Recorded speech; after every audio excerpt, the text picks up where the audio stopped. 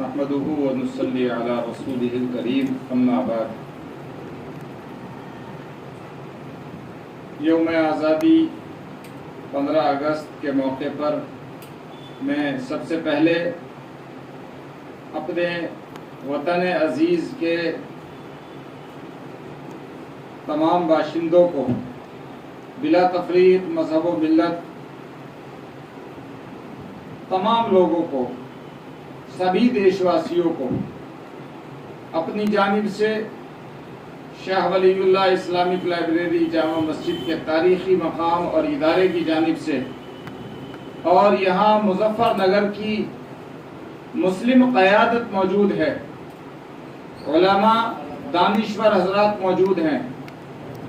اور اسی طرح سے مسلم صحافت یہاں موجود ہے۔ میں مظفر نگر کی مسلم قیادت کی جانب سے پورے ملک کے لوگوں کو دل کی گہرائیوں سے مبارکباد پیش کرتا ہوں۔ آزادی ایک عظیم الشان نعمت ہے جو بڑی جد و جہد اور قربانیوں کے بعد کسی قوم کو حاصل ہوتی ہے۔ یہ ملک جب غلام ہوا تو وہ ملک کے لیے تاریخ دن تھا کہ ہندوستانی قوم جو ہمیشہ سے آزاد قوم تھی، 7 سمندر پار سے من کے کالے اور تن کے گورے انگریز اس ملک میں تاجروں کی شکل میں آئے اور تجارت کرتے کرتے ان کو سیاست کی چسکی پڑی اور انہوں نے اس ملک کی زمین پر قبضہ شروع کیا اور ملک کے ساتھ دھوکہ اور غداری کا معاملہ شروع کیا اور ملک کے آزاد ریاستوں کو، ملک کے آزاد علاقوں کو اپنا غلام بنانا شروع کیا۔ اس سیاست میں انہوں نے ملک کو تقسیم کرنے اور ملک کے بسنے والے لوگوں کو مذہب کی اور زبان کی اور نسل کی بنیاد پر تقسیم کرنے کا فارمولہ استعمال کیا۔ انگریزوں نے تقسیم کرو اور راج کرو، ملک کو بانٹو، ملک کے بسنے والوں کو مذہب کی بنیاد پر تقسیم کرو، ان کو اس کو بھلا دو کہ وہ ہندوستانی ہیں، بلکہ ان کو ہندو، مسلم، سکھ، عیسائی، اتری، دکھنی، پوربی، پچھمی زبانوں کی بنیاد پر، نسل کی بنیاد پر ہندوستانیوں کو تقسیم کیا اور ہندوستانی تقسیم ہو گئے تو ان کو اس ملک کو غلام کرنے میں آسانی پیدا ہوئی۔ جہاں انہوں نے کرناٹک کی سرزمین پر میسور میں ٹیپو سلطان کو اس بنیاد پر شکست دی کہ اس نے ہندوستانیوں کو تقسیم کیا، پھر سرزمین بنگال پر اسی فارمولے کا استعمال کیا اور سراج الدولہ کو شکست دی اور بنگال پر قبضہ کر لیا، پھر اس کے بعد اودھ پر اسی فارمولے کو استعمال کیا اور سرزمین اودھ پر قبضہ کیا۔ اسی طرح سے آہستہ آہستہ آہستہ پورے ملک پر قبضہ کیا اور سن 1857 میں ایسٹ انڈیا کمپنی نام کے وہ قزاق، وہ لٹیرے جو تاجروں کی شکل میں ہمارے ملک میں آئے تھے، انہوں نے لال قلعے پر جو ہندوستانیوں کی آن بان شان اور ان کی آزادی اور ان کی قوت اور شجاعت اور تاریخ کی ایک علامت اور پہچان تھی، اس کے اوپر ایسٹ انڈیا کمپنی کا جھنڈا پھہرا کر یہ اعلان کیا کہ آج سے ہندوستانی ایسٹ انڈیا کمپنی کے غلام ہیں۔ ملک غلام ہو گیا، لیکن ہندوستانیوں کو اس غلطی کا احساس ہوا کہ ہم تقسیم ہو کر غلام ہو گئے، ہمارے اوپر ایک باہر کی طاقت نے حکومت شروع کر دی اور اس ملک کو غلام بنا لیا گیا۔ جلد ہی ہندوستانیوں کو اس کا احساس ہوا، ہندوستانی متحد ہوئے اور ہندوستانی پھر ایک جان، ایک جان ہو کر اس کو بھول کر کے کون ہندو ہے، کون مسلمان ہے، کون سکھ ہے، کون عیسائی ہے، کون پورب کا ہے، کون پچھم کا ہے، کون اتر کا ہے، کون دکن کا ہے، پھر ایک ہوئے اور بہادر شاہ ظفر کی قیادت میں 1857 میں ہندوستانیوں نے عظیم قربانی دی، اور یہ قربانی کا سلسلہ 1947 تک برابر جاری رہا، اور 1947 میں مہاتما گاندھی کو اپنا لیڈر بنا کر اس ملک کو ان انگریزوں سے آزاد کرایا گیا۔ جب یہ ملک آزاد ہوا تو اس ملک کے بسنے والے سب ہندوستانی تھے، لیکن پھر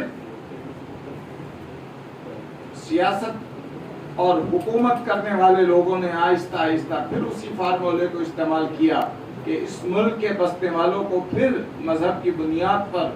اور نسل کی بنیاد پر، علاقے کی بنیاد پر پھر تقسیم کرنا شروع کر دیا۔ آج 15 اگست یوم آزادی کے موقع پر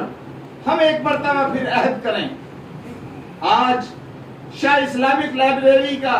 یہ اتہاسک مقام آج پھر پورے ملک کو یہ دعوت دیتا ہے، پیغام دیتا ہے۔ آج اس مسلم قیادت کی موجودگی میں ہم پورے ملک کو پھر یہ پیغام دینا چاہتے ہیں کہ اس ملک کو مضبوط کرنے کے لیے، ترقی یافتہ کرنے کے لیے، دنیا کے مضبوط ترین ملکوں میں شامل کرنے کے لیے، یہاں تک کہ اس ملک کے ذریعے دنیا پر قیادت کرنے کے لیے ہم سب کو پھر متحد ہونا پڑے گا، ہمیں پھر بھولنا پڑے گا اس بات کو، پھر اپنی تقسیم کو ختم کرنا پڑے گا،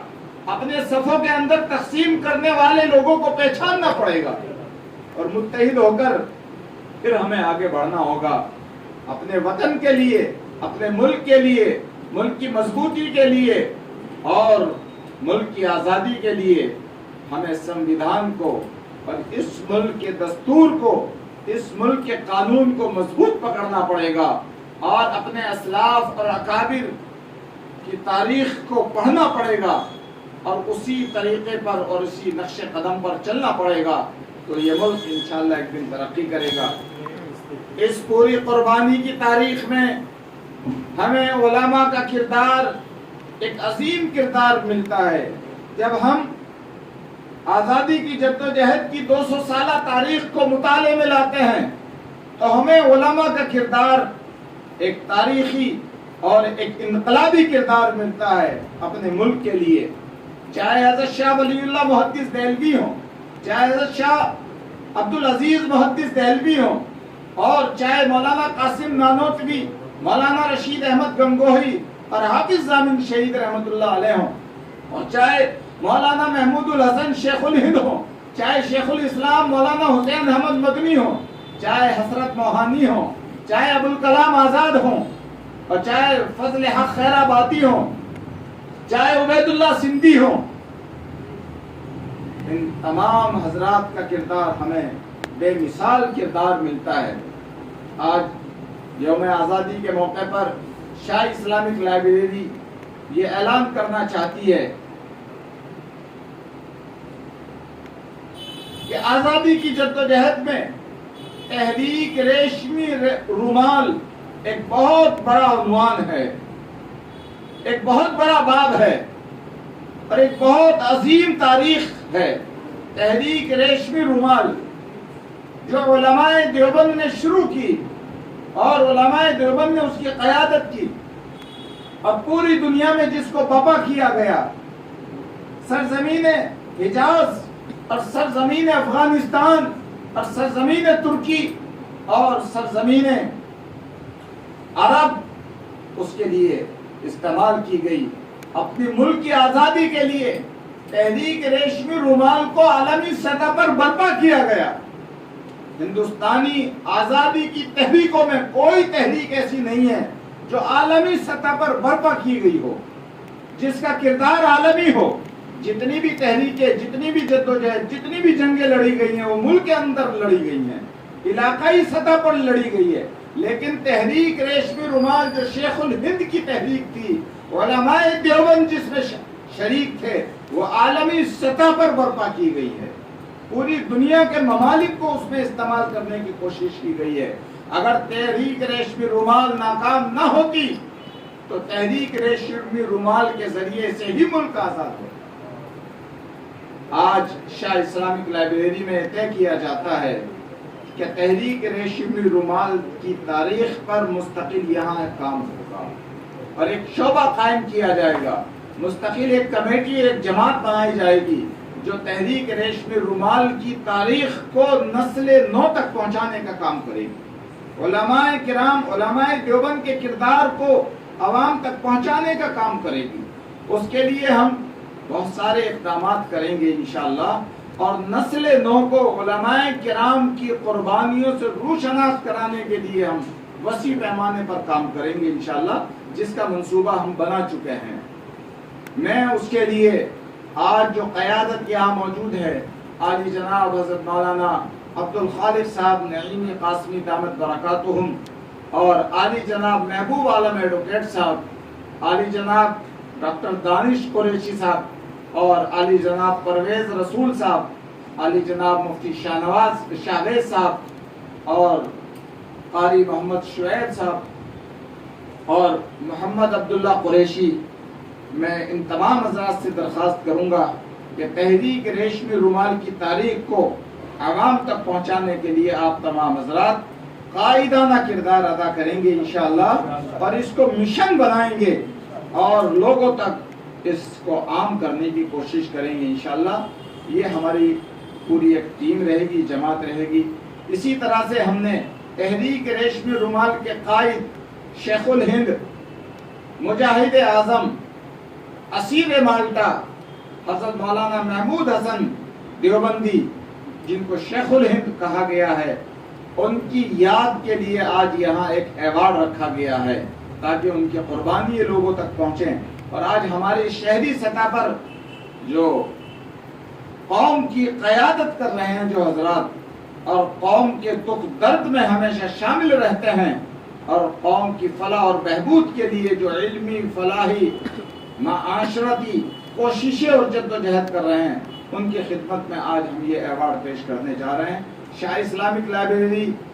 شیخ الہند ایوارڈ 2024 کے لیے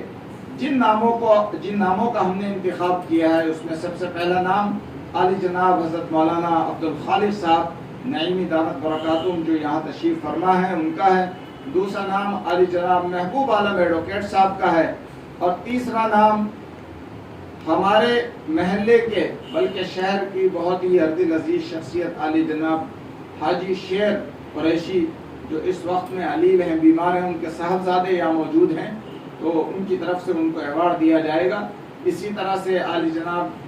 ڈاکٹر دانش صاحب یہاں موجود ہیں، ان کو ایوارڈ دیا جائے گا۔ اور اسی طرح سے ہماری بہت اہم شخصیت ہماری ضلع کی عالی جناب حاجی سعید صاحب قریشی جو وفات پا چکے ہیں، یہاں ان کی جگہ ان کے پوتے یہاں موجود ہیں، محمد عبداللہ قریشی، ان سب کو یہاں آج ایوارڈ دیا جائے گا۔ اور ہر سال یہ ایوارڈ، شیخ الہند ایوارڈ، بہت بڑے پیمانے پر نہ صرف ضلع میں بلکہ ضلع سے باہر کی شخصیات کو بھی انشاءاللہ دیا جایا کرے گا۔ اب میں بلا کسی